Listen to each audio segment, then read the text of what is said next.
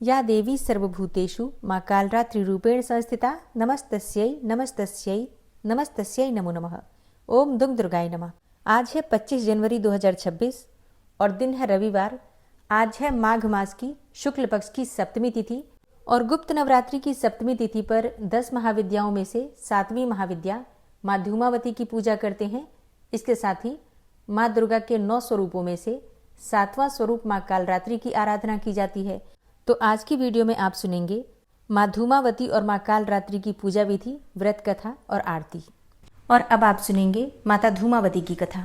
भगवान शिव के द्वारा प्रकट महाविद्या है माता धूमावती। माता के इस स्वरूप को माना जाता है कि ये दरिद्रता को दूर कर देती हैं, दुखों को दूर कर देती हैं, क्रोध को शांत करने वाली देवी भी माता धूमावती को माना जाता है। माता पार्वती का ये बहुत ही उग्र रूप है। पुराणों में ऐसा माना जाता है कि इनके समान कोई दूसरी शक्ति नहीं है। श्रद्धा पूर्वक माता धूमावती की पूजा करने से भक्तों पर माँ की कृपा बरसती है और समस्त प्रकार के दुख और तकलीफों से मुक्ति मिल जाती है।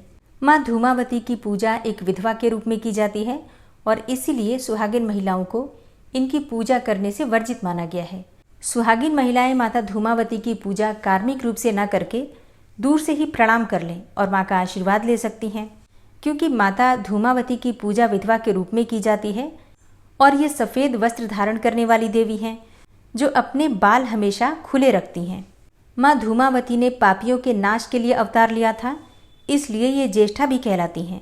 पुराणों में ऐसा माना गया है कि माता धूमावती की पूजा अत्यंत फलकारी है, लेकिन इनकी पूजा साधारण नहीं होती बल्कि बहुत अधिक उग्र होती है। वैसे माँ की पूजा धन प्राप्ति के लिए भी की जाती है। जैसे कि बाकी देवियों की पूजा में हम मीठा भोग लगाते हैं, लेकिन माता धूमावती की पूजा में नमकीन चीज़ों का भोग लगाया जाता है। ऐसा भी कहा जाता है कि आप सूखी रोटी में नमक लगाकर भी माँ को भोग स्वरूप में अर्पित कर सकते हैं। इसके अलावा माँ धूमावती को कचौड़ी और पकौड़ी का भोग भी लगाया जाता है। माँ धूमावती को भूखी देवी माना जाता है, इसलिए कभी भी इनकी पूजा बिना भोग के नहीं करनी चाहिए। ऐसा कहा जाता है कि माँ को रोटी भी बहुत अधिक प्रिय है। माँ धूमावती की साधना करने वाले भक्तों पर माँ की कृपा बरस जाती है। उनके सभी कष्ट कट जाते हैं। उनके पास धन और वैभव की कोई कमी नहीं रहती है। भक्तों को पूजा के समय धूमावती स्तोत्र का पाठ करना चाहिए।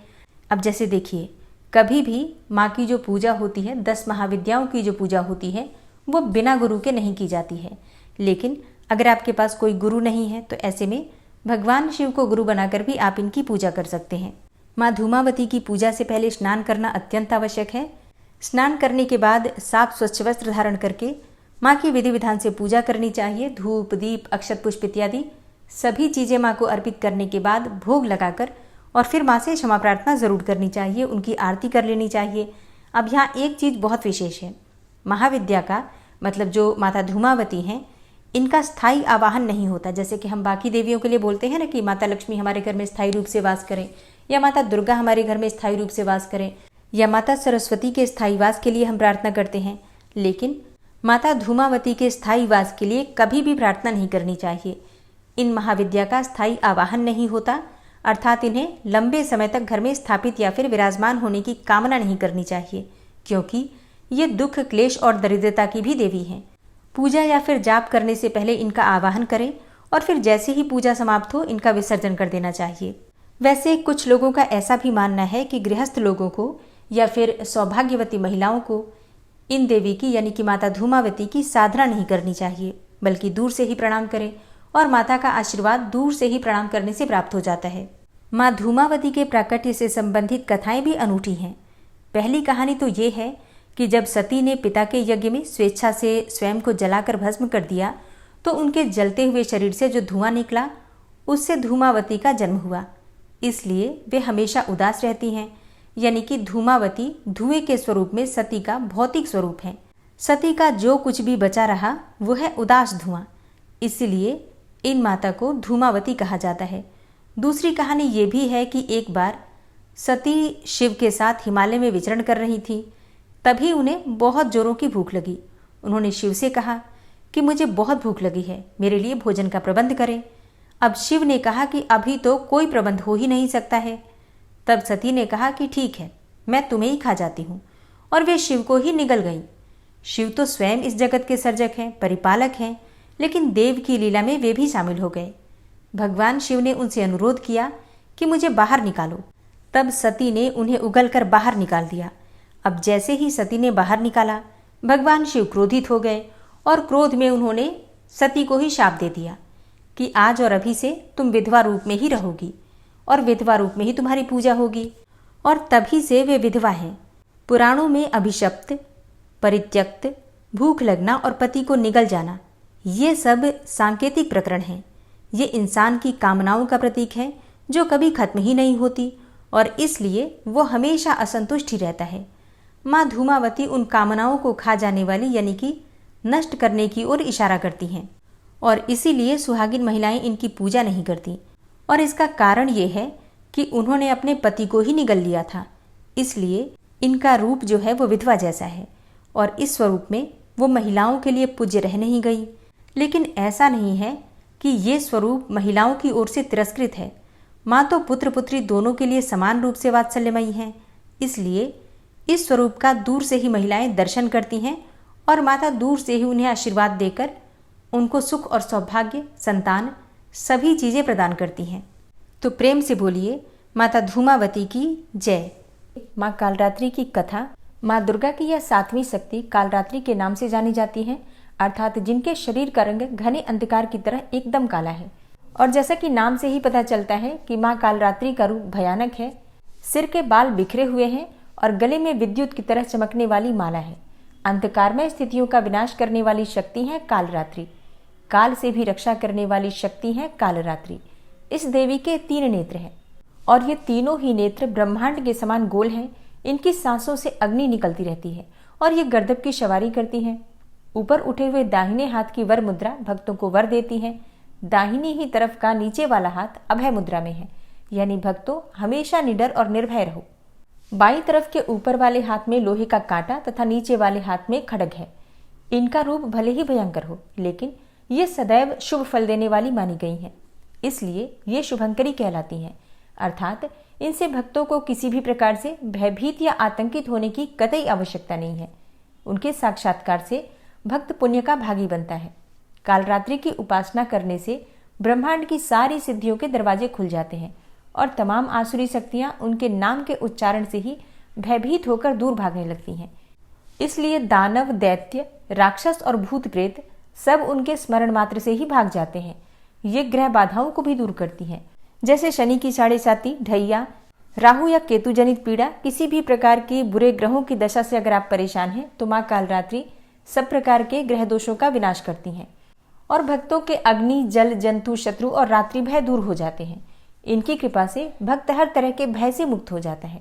पौराणिक कथा के अनुसार एक बार रक्तबीज नामक एक दैत्य ने चारों ओर हाहाकार मचा रखा था। उसके आतंक से मानव से लेकर देवता तक सभी परेशान थे। रक्तबीज को ऐसा वरदान प्राप्त था कि उसके रक्त की बूंद धरती पर गिरते ही उसी के समान एक और शक्तिशाली दैत्य तैयार हो जाएगा। फिर इस तरह उसकी सेना तैयार होती गई और उसका आतंक भी बढ़ता चला गया। रक्तबीज से परेशान होकर सभी देवतागण भगवान शिव के पास पहुंचे और भगवान शिव भी जानते थे कि रक्तबीज का अंत केवल माता पार्वती ही कर सकती हैं। इसलिए उन्होंने माता पार्वती से अनुरोध किया। तब माता पार्वती ने अपनी शक्ति और तेज से माँ कालरात्रि को उत्पन्न किया। माँ कालरात्रि का रूप रौद्र और विकराल था। गर्दभ की सवारी, काला रंग, खुले केश, गले में मुंडमाला, एक हाथ वर मुद्रा में, एक हाथ अभय मुद्रा में, एक हाथ में लोहे का कांटा और एक हाथ में खड्ग। माँ कालरात्रि ने रक्तबीज का वध करते हुए उसके शरीर से निकलने वाली रक्त के बूंद को जमीन पर गिरने से पहले ही पी लिया और इस तरह से माँ कालरात्रि ने रक्तबीज के आतंक से मानव और देवताओं को मुक्त कराया। माँ के इस रूप को कालरात्रि और कालिका भी कहा जाता है। माँ कालरात्रि की पूजा के लिए सप्तमी तिथि के दिन प्रातःकाल जल्दी उठना चाहिए। उठकर नित्य कर्मों से निवृत्त होकर स्नान कर लीजिए। स्नान करने के बाद साफ स्वच्छ वस्त्र धारण करके माँ की आराधना करनी चाहिए। माँ कालरात्रि की पूजा में सात्विक रंगों के वस्त्र धारण किए जाते हैं, जैसे कि लाल या फिर आप चाहें तो नीले रंग के वस्त्र भी धारण कर सकते हैं। तो स्नान करके सबसे पहले भगवान सूर्यदेव को जल अर्पित कीजिए। फिर उसके बाद अपने घर के मंदिर में आ जाइए जहाँ पर आपने माँ दुर्गा की चौकी स्थापित की है। विधि विधान से आपको माँ दुर्गा की पूजा करनी है, लेकिन इससे पहले जो भी चौकी पर देवी देवता विराजित हैं, जैसे कि कलश देवता, भगवान गणपति, नवग्रह मंडल, षोडश मातृका या फिर ज्वारे आपने बो रखे हैं, अखंड दीपक प्रज्वलित कर रखा है, तो पहले उसकी पूजा कर लीजिए। पंचोपचार विधि से धूप, दीप, अक्षत, पुष्प इत्यादि ये चीजें अर्पित करके सभी देवी देवताओं की पूजा करने के बाद माँ कालरात्रि का ध्यान करके और उनके विधि विधान से पूजा कीजिए। अपने हाथ में अक्षत और पुष्प लेकर माँ कालरात्रि का ध्यान कीजिए। माँ कालरात्रि का ध्यान मंत्र है या देवी सर्वभूतेषु माँ कालरात्रि रूपेण संस्थिता नमस्तस्यै नमस्तस्यै नमस्तस्यै नमो नमः। इस मंत्र के द्वारा माँ कालरात्रि का ध्यान करके और आपके हाथ में जो सामग्री है पुष्प और अक्षत माँ के चरणों में अर्पित कर दीजिए। इसके बाद विधि विधान से आप माँ कालरात्रि की पूजा कर सकते हैं, जैसे कि धूप, दीप, अक्षत, पुष्प इत्यादि जो भी आपके पास सामग्री है माँ को एक एक करके अर्पित कीजिए। माँ को आज लाल, गुड़हल और गुलाब के पुष्प अर्पित करने चाहिए और भोग में माँ को गुड़ बहुत प्रिय है तो गुड़ से बनी हुई मिठाइयाँ या फिर सिर्फ गुड़ भी अर्पित कर सकते हैं। इसके अलावा ऋतुफल जो भी आपके पास उपलब्ध है उनका भोग भी लगा सकते हैं। अच्छा, आज के दिन गुड़ का एक उपाय किया जाता है। थोड़ा सा गुड़ माँ को अर्पित कीजिए, मतलब ज़्यादा मात्रा में गुड़ अर्पित कीजिए, जैसे कि आप 1.25 किलो या 5.25 किलो या फिर 1.25 पाव, जितनी भी आपकी सामर्थ्य हो उसके अनुसार आप गुड़ अर्पित करके और माँ को भोग लगा दीजिए, पूजा कर लीजिए। जब आपकी पूजा पूर्ण हो जाएगी तो इस गुड़ में से आधा गुड़ आप किसी ब्राह्मण को, किसी मंदिर में किसी पुजारी को दान कर देंगे और बाकी का आधा गुड़ आप अपने घर में परिवार सहित वितरित करके ग्रहण कर सकते हैं। ऐसा कहा जाता है कि इस उपाय को करने से अकाल मृत्यु, दुर्घटना, मतलब किसी भी प्रकार का जो मन में हमारे भय हमेशा व्याप्त रहता है, हमेशा अनजाना सा डर लगा रहता है परिवार के सदस्यों को लेकर, अपने को लेकर कि कोई दुर्घटना ना हो जाए, किसी का कुछ गलत ना हो जाए, तो ऐसे भय से मुक्ति मिल जाती है। अकाल मृत्यु और दुर्घटना से मुक्ति मिल जाती है। शनि जनित पीड़ा समाप्त हो जाती है। तो प्रत्येक व्यक्ति को ये उपाय जरूर करना चाहिए। तो विधि विधान से माँ की पूजा कर लीजिए, आरती कर लीजिए। और हाँ, जैसे कई भक्तों के प्रश्न आते हैं कि क्या हम उपाय शाम के समय कर सकते हैं? जी हाँ, बिल्कुल कर सकते हैं। अगर आप सुबह नहीं कर पाते हैं तो शाम को भी कर सकते हैं। माँ कालरात्रि का बीज मंत्र आपको आज जपना चाहिए, कम से कम 11 बार, 21 बार या 108 बार। माँ कालरात्रि का बीज मंत्र है क्लीम ऐं श्रीम कालिकायै नमः। क्लीम ऐं श्रीम कालिकायै नमः। एक और मंत्र है ओम देवी कालरात्रै नमः। तो इनमें से जो भी मंत्र आप जपना चाहते हैं जप सकते हैं। और अब आप सुनेंगे माँ कालरात्रि की आरती। ओम जयति जय कालरात्रि, मैया जयति जय कालरात्रि, दुखों की संहारिणी माँ, सुखों की माँ दात्री, मैया जय माँ कालरात्रि। रूप भयंकर माँ का दुष्ट सदा कांपे, मैया से दुष्ट सदा कांपे, भक्त सदा हर सावे, रिद्धि सिद्धि पाते, मैया जय माँ कालरात्रि। महामाई तुम जग की दयामयी हो माँ, मैया दयामयी हो माँ। भैरवी भद्रकाली चामुंडा कई नाम, मैया जय माँ कालरात्रि। सप्तम नवरात्रि में साधक धरता ध्यान, मैया का साधक करता ध्यान, सिद्धियाँ भक्त जन पावे, मिटता हर अज्ञान, मैया जय माँ कालरात्रि। खड्ग धारिणी मैया वर मुद्राधारी, मैया वर मुद्राधारी, सृष्टि करे नित आरती, गुण गावे नर नारी, मैया का गुण गावे नर नारी। ओम जय माँ कालरात्रि।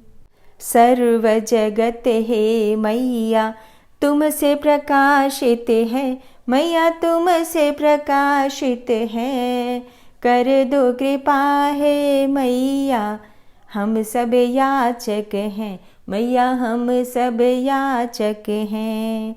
जय कालरात्रि माँ, मैया जय कालरात्रि माँ।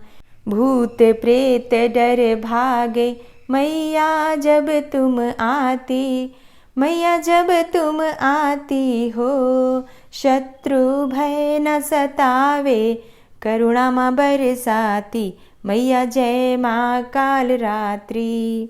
गर्दभ सवारी साजे दुखों का अंत करे, मैया दुखों का अंत करे, निर्बल शक्ति पावे, भय से माँ मुक्त करें, मैया भय से मुक्त करें।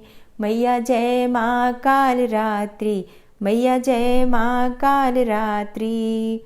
माँ काल रात्रि की आरती जो कोई नर गावे, जो कोई नर गावे, शक्ति भक्ति नित्य पावे, डर न निकट आवे, भक्तों डर न निकट आवे। ओम जय काल रात्रि माँ, मैया जय काल रात्रि माँ। ओम जयति जय काल रात्रि, मैया जयति जय काल रात्रि। दुष्टों की संहारिणी, सुखों की माँ दात्री, मैया जय माँ काल रात्रि, मैया जय माँ काल रात्रि।